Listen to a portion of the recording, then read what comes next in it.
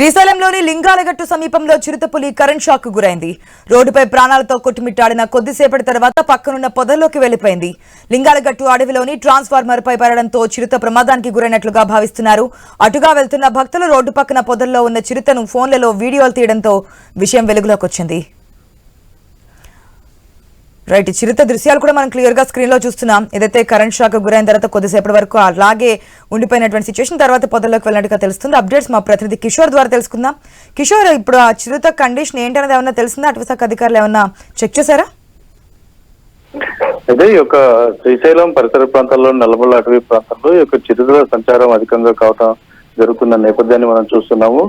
అయితే నిన్న జరిగిన సంఘటనలు మాత్రం లింగాలగట్టు సమీపంలో ఎక్కడైతే అడవి ప్రాంతంలో తిరుగుతున్న చిరుత ఒకసారిగా కూడా ఆ ప్రాంతంలో ఉన్నటువంటి ఒక ట్రాన్స్ఫార్మర్ మీద పడిపోవడంతో దానికి కరెంట్ షాక్ తగిలినట్లుగా తెలుస్తోంది. అయితే ఇది కరెంట్ షాక్ తగిలిన నేపథ్యంలో అది రోడ్డు పక్కన పడిపోయి కదలలేని స్థితిలో ఉన్న నేపథ్యంలో అది రోడ్డు పక్కన పొదల్లో ఉన్న పరిస్థితిని అటుగా వెళ్తున్నటువంటి యాత్రికులు గుర్తించారు. కారు లైట్ల వెలుగులో చిరుత విజువల్స్ ను మొబైల్స్ లో తీసుకోవటం, ఆ తర్వాత అది యాత్రికులను చూసి అడవిలోకి పారిపోయిన పరిస్థితి గమనించారు. అయితే దీనికి సంబంధించి మనకు అందుతున్న సమాచారం ప్రకారంగా ఇది అటవీ ప్రాంతంలోకి వెళ్లిపోయింది. దానికి సంబంధించి అటవీ శాఖ అధికారులకు సమాచారం ఇవ్వడంతో వారు కూడా దాన్ని పరిస్థితిని తెలుసుకునే ప్రయత్నం చేస్తున్నట్టుగా తెలుస్తుంది. అయితే ఈ రోజు మధ్యాహ్నానికంతా దాని పరిస్థితి ఏ విధంగా ఉంటుంది, అసలు ఎక్కడైనా ట్రాప్ కెమెరాలో కనపడిందా, దాని పరిస్థితి ఆరోగ్యం కానీ ఎలా ఉంది అన్నది తెలిసే అవకాశం ఉందని చెప్పి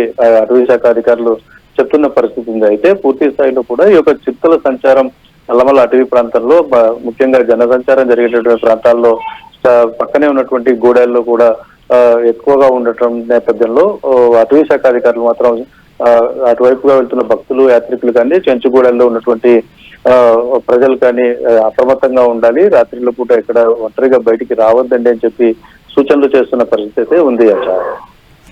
Kishore, thanks for the update.